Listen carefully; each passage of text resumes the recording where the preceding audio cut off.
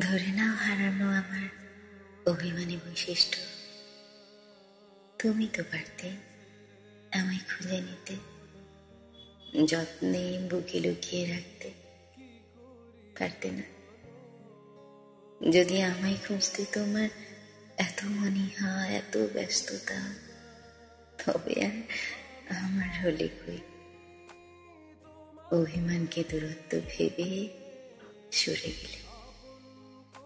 ভালো আর বাসলে কই? অযথা আমাকে নিজের বললেও তুমি আর আমার হলে কই?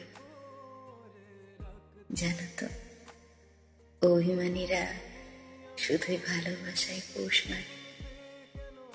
ভালোবাসাহীন বুক তাদের কাছে চৈত্রের মরুভূমি। খুব বেশিক্ষণ সেখানে